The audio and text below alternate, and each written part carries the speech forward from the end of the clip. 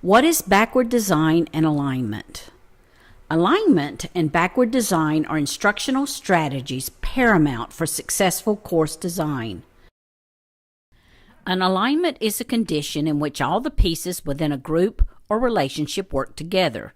Think of gears that turn together to cause the minute hand to move on a clock. All the pieces must interlock in order for the clock to keep time. In course design, there are 5 pieces that must be aligned to ensure student success. They are learning objectives, assessments, instructional activities, resources, and course technology. The way these 5 pieces work together is referred to as alignment. The instructional strategy called backward design stipulates the order of the alignment. Backward design focuses on what students need to learn rather than what we want to teach. If you start at the end goal, meaning you start with what students should know and work backward, you are assured that your students finish your course with an understanding of what is most important for them to learn.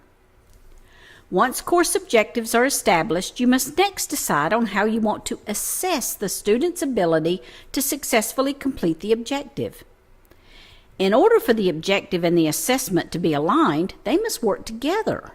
For instance, if the objective is for the learner to be able to demonstrate the ability to make a flaky pie crust, but the assessment is a multiple choice test, the objective is not aligned with the assessment. Again, working backwards, the third counterpart of an alignment map is the instructional activities that prepare the student to achieve success on the assessment. Using our pie crust example, aligned activities would be for students to weigh ingredients, roll pie dough, etc. Because it would not prepare the student to achieve the assessment, a misaligned activity for this particular objective would be to read an article on the history of pies. Still working backwards, the 4th step in our backwards alignment map is to provide resources that will help the student do the instructional activities.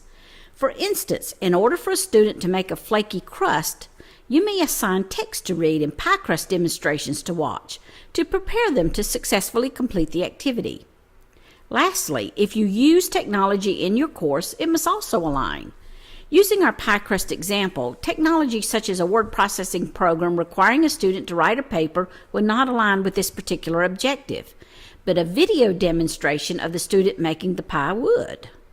Now you have it, backwards design and alignment working together for quality course design.